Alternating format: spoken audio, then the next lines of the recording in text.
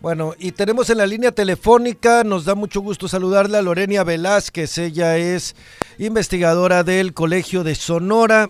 Y pues antes que nada una disculpa, Lorenia, hemos estado jugando al gato y al ratón, entre que nos contactamos, no nos contactamos, se nos hace tarde, no puedes, no podemos, pero por fin podemos charlar al aire. Lorenia Velázquez, buenos días.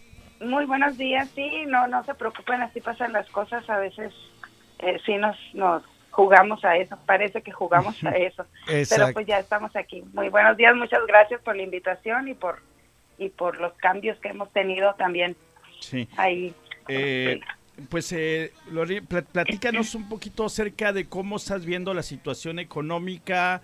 Hay, pues, obviamente fuertes procesos de integración de Sonora como una región binacional, birregional, obviamente con el vecino estado de Arizona, con integración con Estados Unidos, las famosas cadenas productivas que pues sin duda alguna se han visto afectadas en estos tiempos de COVID-19. ¿Qué perspectivas ves económicas para una posible recuperación de esta pues siempre vigorosa zona comercial?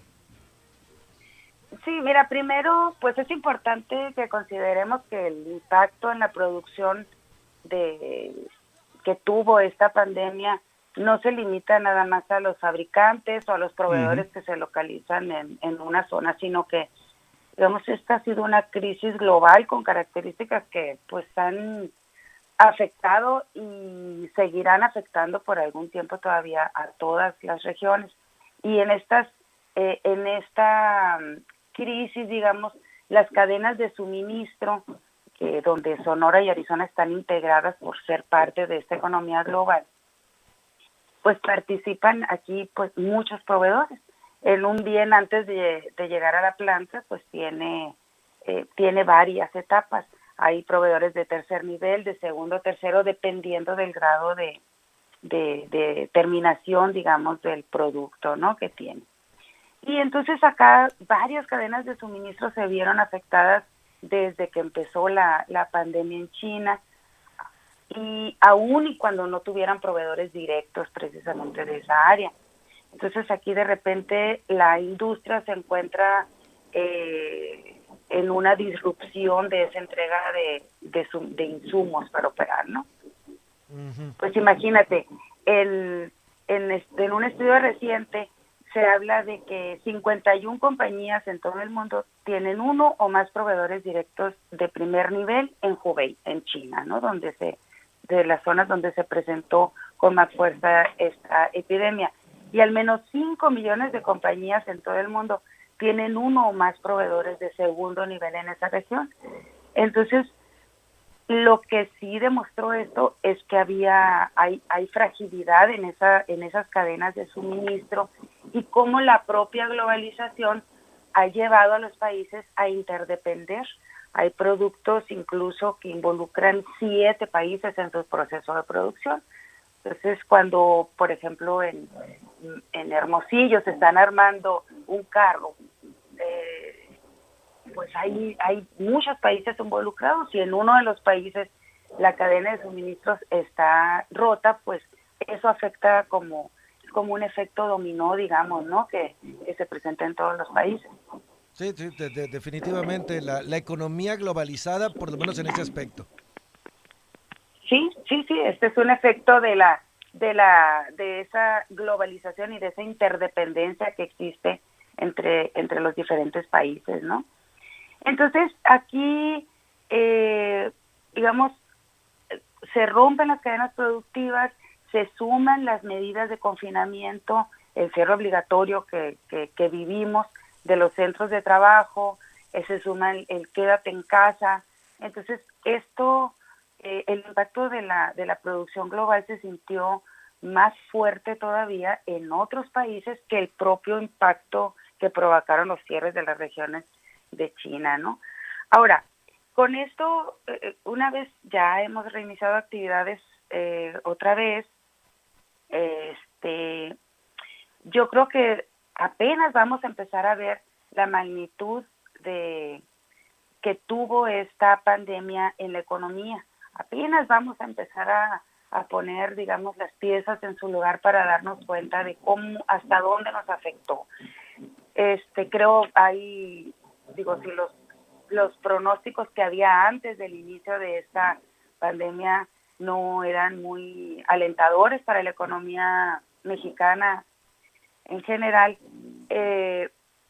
yo creo que esos pronósticos ya no tienen nada que ver con lo que nos estamos enfrentando, ¿no? Digamos, si había una tasa de crecimiento baja para mayo o para abril pronosticada para el primer semestre, yo creo que eso en realidad ya no tiene sentido, porque no sabemos hasta dónde. Yo creo que todavía no hemos tocado todavía fondo, no sabemos, vamos a tocar fondo para impulsarnos, eso no lo tenemos que poner en duda, pero no sabemos hasta dónde todavía vamos a llegar, ¿no? Están apenas presentándose estas resultados, pues apenas está bajando la marea, digamos, y vamos a ver cómo quedamos, ¿no? Sí, sí. Pero, sin embargo, yo sí creo que están poniendo a prueba, se está poniendo a prueba, esto está sirviendo para eso, para probar cuál es la capacidad que tenemos y que como tenemos como empresas también y como sociedad para encontrar alternativas en esos escenarios, ¿no?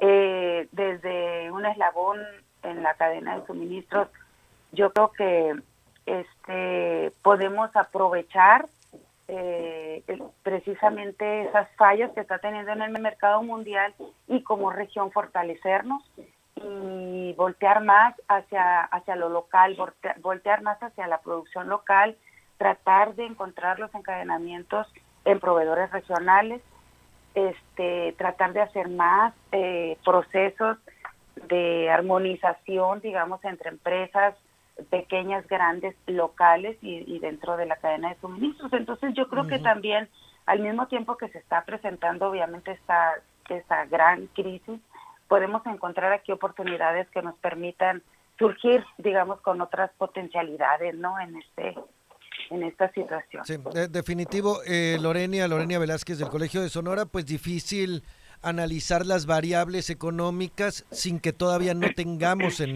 a la vista todas las variables. El otro día escuchaba a un analista internacional, el mismo que había proyectado que México, el PIB podía caer no un 5 o 6, sino tal vez hasta más de 9 puntos podía caer el PIB. Le preguntaba a una periodista, oiga, usted dijo que podía caer hasta más del 9, pero incluso ahorita hay analistas que dicen que puede llegar a caer más.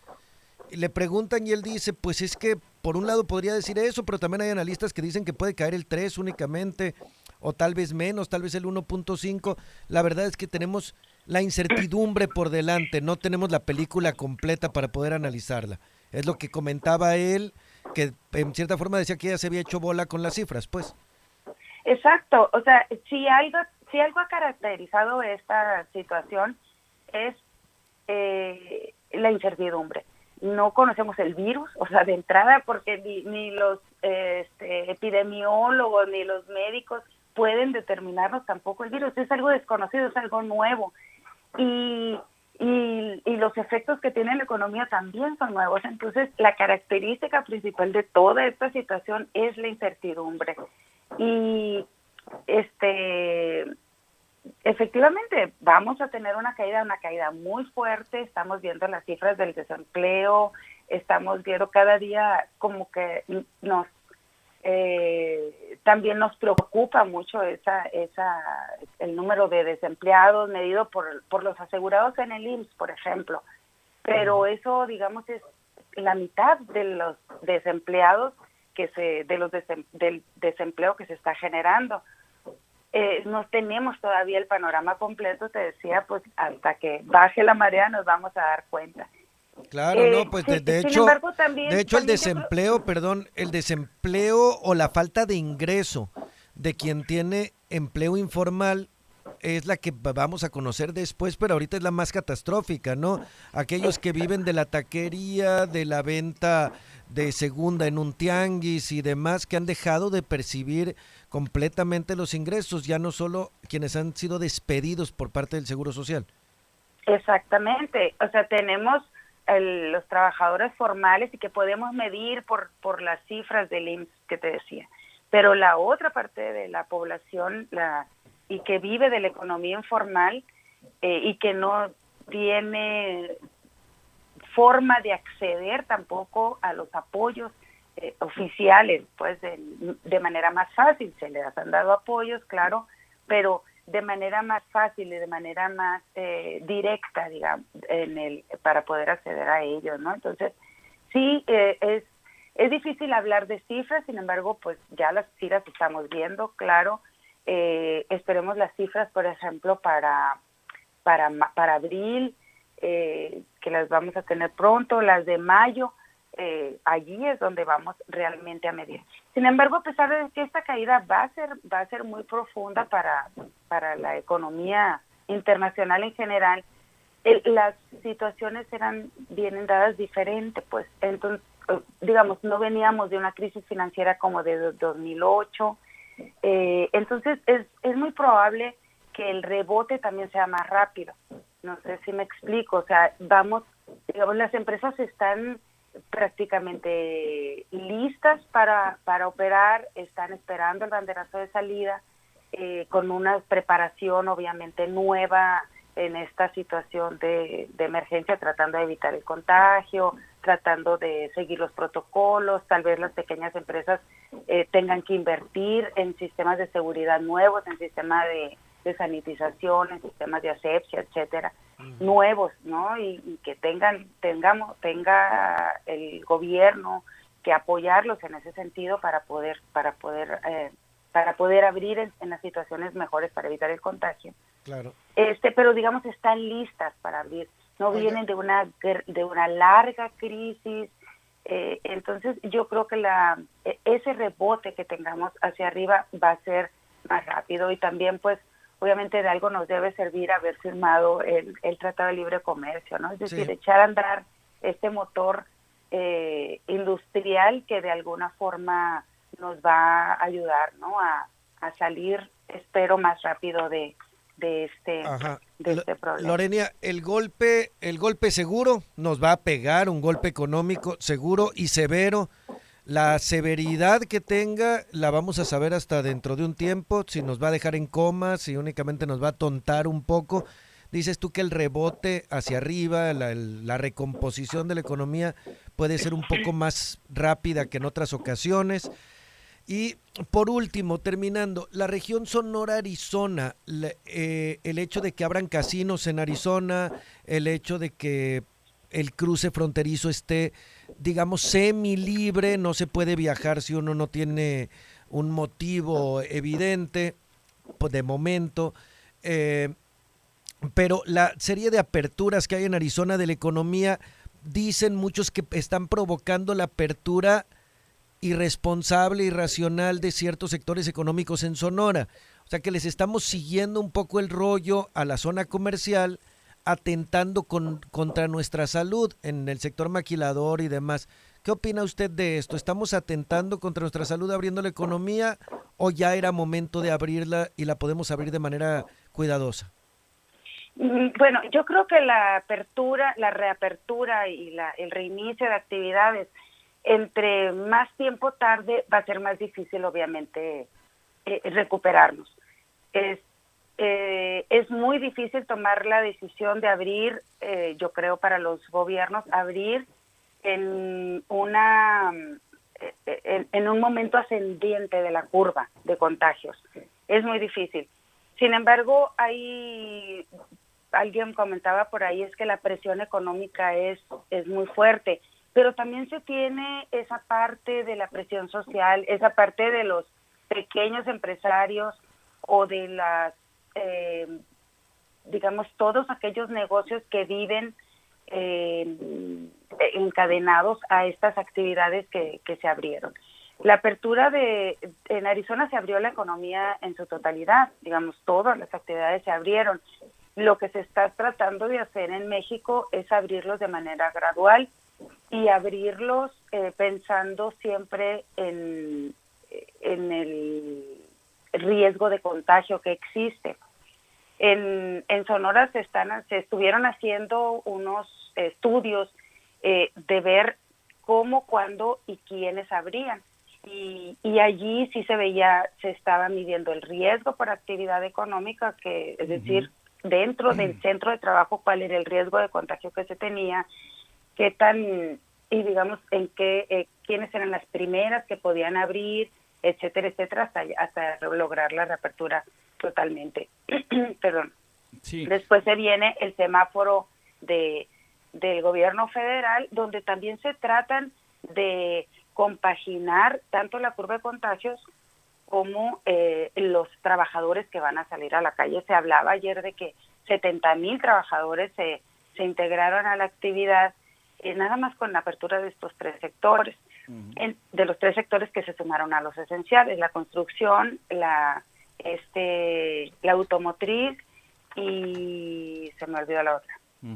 La construcción, la automotriz y la minería. Sí. Entonces, y en Arizona se abren todos los sectores, toda la actividad económica. Yo creo que allí, si me preguntas, debió de haber habido una sincronización de las actividades, ¿no? Y obviamente el sector automotriz de Sonora sí tenía desde todo mayo, ¿no?, presionando. Oíamos que decían, la Ford va a abrir el día 15 de abril, el 11 de mayo, etcétera. Y eso, había cierta tensión aquí, si has de recordar, a principios de mayo, que decían, nosotros tenemos que abrir y vamos a abrir porque estamos en el mercado mundial, etcétera, ¿no? Finalmente, pues ya, digamos, hasta el 1 de junio, ¿no?, ya se logró detener esa apertura. Pero yo creo que sí debió haber habido una sincronización, porque los flujos efectivamente son muy fuertes entre Sonora y Arizona, aunque ahorita únicamente es el flujo comercial. Y sí creo que existe un riesgo muy grande en abrir actividades que implican una aglomeración de personas. Como si en el centro de Hermosillo, digamos, ya todas las actividades están abiertas. Imagínate el centro de Hermosillo, ¿no?, en las áreas urbanas donde hay grandes conglomerados de personas. Sí, bueno. Entonces, yo creo que en ese sentido sí hay que ser muy prudentes. Pues, claro, y bueno, sabemos que COVID-19 no respeta pues condición social, nacionalidad, ni mucho menos. Se ha impactado de igual manera en diferentes partes del mundo, pero sí llama la atención de esto, ¿no? Es decir, ¿quién tiene o quién tendría potencialmente, no podemos saber con certeza, más posibilidades, obviamente, de cobrar la peor factura en la reactivación productiva? Muy probablemente los obreros mexicanos, que tienen menos posibilidad de la sana distancia, y no estoy hablando de los centros laborales, sino estoy hablando obviamente de que son los que tienen que usar el transporte público para llegar a sus trabajos, el que a veces utilizan el transporte de estas mismas empresas. Es decir, hay una serie de condicionantes más allá del centro laboral que tiene que ver con la movilidad de las casas a los centros de trabajo, en los cuales existe un riesgo de contagio en toda la ruta, y en el país del mundo donde tal vez se puede practicar más la sana distancia, que es los Estados Unidos, por muchas razones, por su poderío económico, por sus formas de organizar la vida cotidiana, pues a lo mejor se pueden tener mayores medidas sanitarias, insisto, más allá de el lugar de trabajo en sí mismo, que no es el único espacio de riesgo de contagio. Sí, efectivamente, cuando se discutía esto que te decía ahorita de qué actividades económicas habría que abrir, sí, sí se veían esas diferencias. De la forma de trabajo pudiera ser similar en algunas empresas. Tenemos aquí empresas, digamos, con normas internacionales de seguridad y de sanidad, etcétera, ¿no? El problema es en los trabajadores o aquellas empresas que no tienen transporte de personal. Es fácil, digamos, regular el transporte de personal en las empresas que cuentan con él, pero aquellos obreros que vienen a la construcción o los trabajadores que van a atender los comedores de las empresas, esos pues obviamente usan el transporte público. Y de ahí la necesidad de tomar esto como una responsabilidad compartida. entre el gobierno, entre la sociedad y entre las empresas. Es decir, las empresas deben de cuidar, aun cuando no sean responsables propiamente directos del transporte, sí verificar la manera en que los trabajadores se transportan de su casa al centro de trabajo y viceversa. Y del gobierno, de regular el transporte público. Se habló de que se iban a incrementar el número de camiones, de que el aforo a los camiones iba a ser el 50%, y la verdad yo no tengo evidencia para decir que eso está sucediendo. Al contrario, o sea, ayer sí se notó una alta concentración de personas y más de 50% en los autobuses, y el número de unidades por ruta tampoco se ha visto que se incremente. Entonces yo creo que es una responsabilidad compartida entre todos, ¿no? Y sobre todo la sociedad entender que los que salen de sus casas, los que salen del confinamiento, son los trabajadores de esas actividades esenciales, más las 3 que se sumaron el día de ayer, ¿no? Claro, ¿no? Y la historia que tenemos de no obedecer nuestras propias reglas también influye. Nos dicen 50% de trabajadores nada más irán en el personal que los traslada, pero pues también hace años nos dijeron que el trabajo infantil no era legal en México, y vemos que choca un transporte de personal en la costa de Hermosillo y que va lleno de niños que van dirigiéndose al campo a trabajar, por ejemplo. Entonces, Sí. ante esa incertidumbre de si cumplimos o no las reglas, pues por mejores reglas que se pongan, no sabemos si se va a poder paliar o no esta epidemia.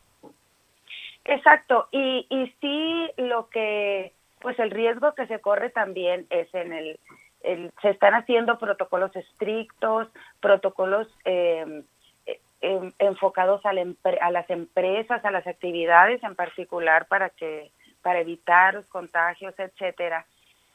Y aquí el problema que se puede ver también es quién va a supervisar el cumplimiento de esos protocolos. Entonces podemos caer también en eso, en los formatos, digamos, el checar, yo sí cumplo con estos, viene un supervisor, me firma y ya lo cumplí, ¿no? Entonces, ¿hasta dónde seremos posibles de seguir, de darle seguimiento a que los protocolos verdaderamente se cumplan? Desafortunadamente aquí lo que nos va a responder esa pregunta va a ser el número de contagios, ¿no? Sí. Entonces es así como es el riesgo que estamos corriendo. Pues esperemos que no suceda, que efectivamente estemos compartiendo las responsabilidades, ¿no? Entre las empresas, el gobierno y la sociedad. Esperemos que no suceda, tenemos ese riesgo también, pero yo creo que precisamente esta difícil situación puede hacer que las empresas entiendan que en la medida en que no se cumpla y que se multipliquen de manera exponencial los contagios, pues esto va a retardar todavía más la apertura en su totalidad, ¿no? Y eso obviamente nos afecta a todos. Pues muy bien. Pues doctora, pues le agradecemos que nos haya aportado pues esta visión sobre el tema de la economía, estos procesos de integración en esta, pues entre comillas, nueva realidad que implica el regreso a la nueva normalidad. A la nueva normalidad. Ajá. Le agradecemos mucho sus conocimientos, su punto de vista, y la verdad le deseamos la mejor de las suertes. Hasta luego.